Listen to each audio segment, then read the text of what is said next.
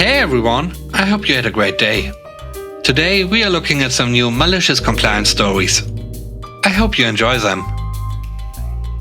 The first story is called Everything. Our supervisor introduces a new project management tool to the team. Our team is only 3 people and we don't need a giant professional software solution. Both of us underlings point this out, but the supervisor insists.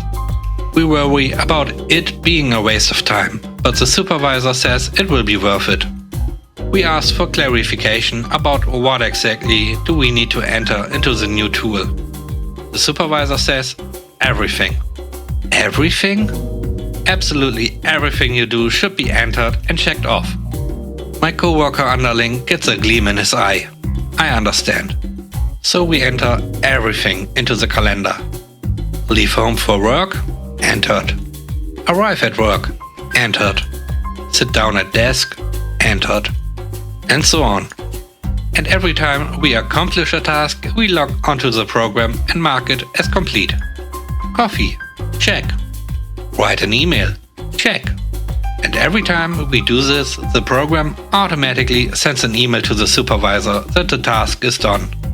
To the supervisor's credit, he took it well and laughed about the overwhelming emails. And it was only a few days later that he dropped the program and we went back to the way it was before. The next story is called Should Let Me Finish My Offer. So I work for a major restaurant chain as a server. Given the ongoing situation, we had been doing takeout and delivery only at the time of the story. Also, we were honoring our online-only deals in an effort to increase business. Normally, our food is fairly expensive without being a fine dining place. These online deals would discount the total cost by around 50%. Great value. I was working the front house stand and therefore answering phones. I had one customer call to order pickup and she promptly cut me off midway through my answer speech. This immediately irates me, but I take a breath and soldier on. I just continue expecting a certain type of customer and interaction at this point. The customer jumps right into the order, so I politely backtrack him to take his phone number and name. The customer wanted a double order of wings and a medium pizza. Okay, no problem. I put it through with some difficulty as the customer isn't making it easy, having to clarify or repeat certain questions and so on. But this is part of the job and he's not being outright rude, just frustrating. Finally, I give him his total, approximately $51.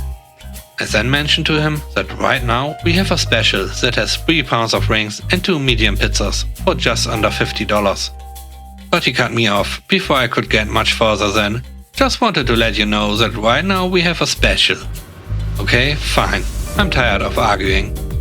I put it through as requested. Of course, I proceeded to tell my colleagues about this guy and how he even turned me down trying to save him money, despite being short and what felt to me as entitled during the exchange. We all have a good laugh. When the customer arrives, I choose to take his payment first and then bring out his food. As he accepts it, I point out that, for the next time, what I was trying to tell you about that special is that you could have gotten another round of rings and another pizza for $1.50 less. He looked at me like I had 3 heads, and I sheepishly mentioned maybe he should have let me tell him about it. I hope you enjoyed today's video so far. If you haven't already, please subscribe to the channel. And please don't forget to press the like button. It really helps. And now, on to the next story. The last story is called I Don't Want to Make So Much Damage. My dad served some time as a caretaker serving 2 schools in the UK. One really good and another not so much. No prizes for guessing where this starts. The school previously had a regular gate that would be left open during the day. There were fences in the main ground to keep visitors away from the main body of the school, so there were no safety concerns. But the new headmistress decided that they needed a more secure front gate. When all was done, a new code-operated gate was installed in the vehicle-with alley leading into the grounds. You drive close to one side, tap in the code, hydraulic pistons would open both sides for around 30 seconds, then close again. There was a pedestrian access gate right next to it on a second keypad, powered by a mag lock. My dad never liked technology that much, especially unnecessary technology, but the whole thing wasn't so bad, so things carried on as normal. Now, the school itself is accessed via the wide alley from the residential road it's on.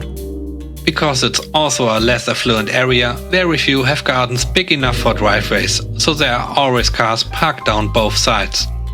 As a result, it's not that wide.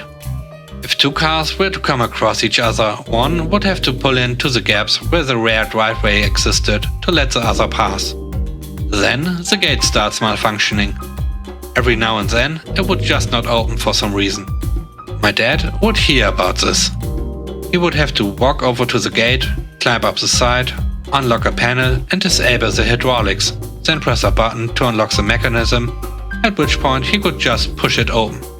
Once whoever's needed it has passed through, he'd close it up, enable the mechanism, then re-enable the hydraulics, and it would be working again, at least until the next time.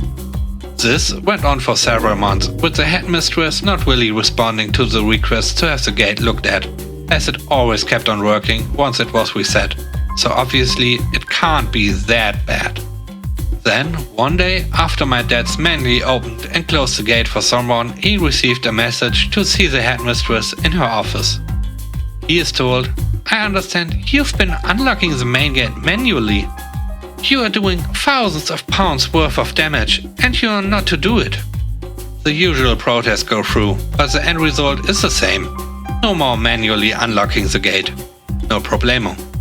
The fateful day rolls around. My dad turns up to work at around 6:45 AM, having a 7 AM start, and the gate won't open.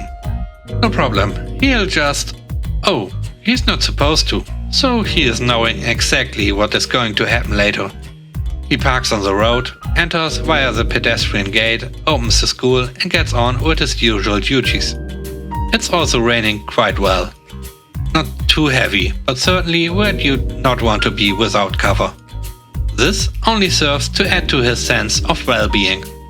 Over the next couple of hours, he encounters the arriving teachers and kitchen staff who tell him the gate won't open. They asked if he can please come over and let them in, but he says, sorry, the headmistress has had a meeting with him and explained he's no longer to open it, so there's nothing he can do.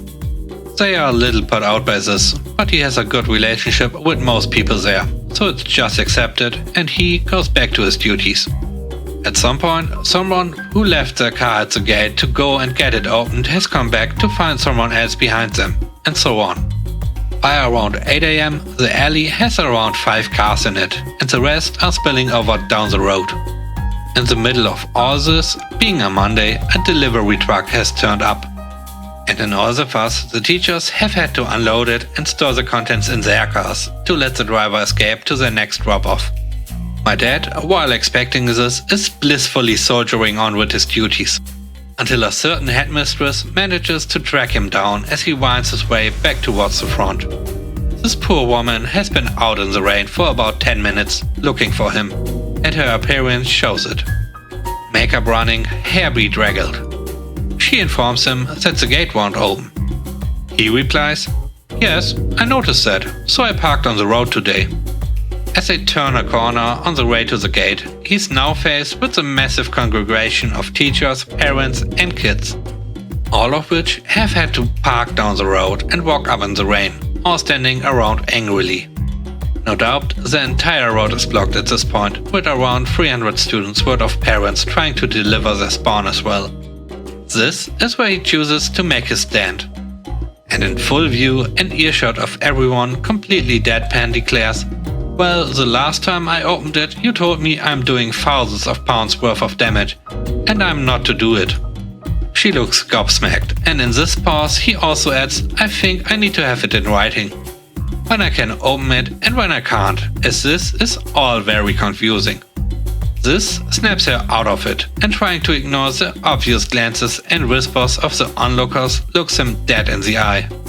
She responds very curtly, I think you and I need to have a discussion. To which he replies, yes, I think you are right.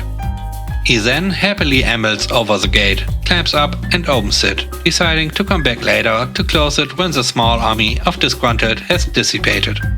Their relationship did not blossom at all after that.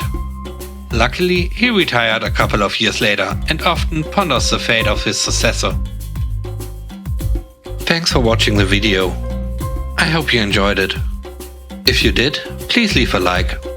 And if you want to see more videos, don't forget to subscribe.